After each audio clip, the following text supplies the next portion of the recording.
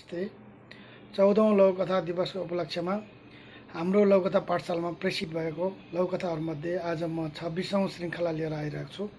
आज मैले कुमुद प्रसाद शर्मा प्याकुरेल ज्यूको लघुकथा उपाय लिएर आएको छु। यो कथा उहाँले काठमाडौँबाट प्रेषित गर्नुभएको छ। कथा यस प्रकार छ। उनी लगभग जीवनको अन्तिम घडीमा थिए। एकजना पाको मानिसले दाजी नारायण भन्नुहोस् न, नारायण भन्दै गरेको सुनिन्थ्यो। अर्को एकजना छेउमा बसेर भागवत गीता पाठ गर्दै थिए। कसैले कोठाको कुनातिर बसेर अर्गला र किलक सकेर कवच पाठ गर्दै थियो। डाक्टरले कुनै पनि वखतले असर गरेन, अब कुनै चमत्कारै भए मात्रै भनिसकेका थिए। लगभग सबैले आश मारिसकेका थिए। छोरा चाहिँ बुढाको नजिकै बसेर टोलाइरहेको थियो।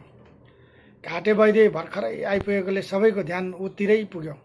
उसले नाडी छाम्यो, बिरामीको आँखामा हेऱ्यो र निकै बेर सोचमग्न भएपछि अझै केही दिन यत्तिकै जान सक्ने सङ्केत गर्यो।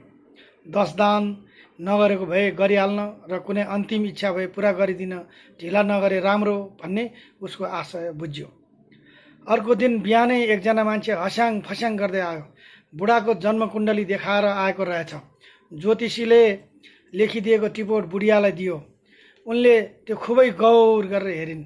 शनि र मङ्गल निकै खराब छन्। राहुको दशा पनि चलिरहेको छ। निकै ठुलो खड्गो रहेछ। ग्रह शान्ति गरेमा केही उपाय लाग्छ कि? सङ्कटा र महाकालको पूजा पनि जतिसक्यो चाँडो गर्न लगाइदिइहाल्नु होला। उम्किन चाहिँ गाह्रो छ लेखिएको थियो। म कथाको अन्त्यतिर आइपुगेछु। बुढियाले छोरालाई बोलाएर ज्योतिषीले लेखिदिएको त्यो कागज देखाउँदै भनिन्, अब यही एउटा उपाय मात्र बाँकी छ। ऊ निकै बेर भत्लियो र भन्यो, आमा, गर्न त यो पनि गरौँला, तर आफ्नो धर्म छोडेर अर्कैको धर्म अँगाल्न थालेको हामीलाई यो उपायले केही काम गर्ला र? हस्, कथा सक्यो।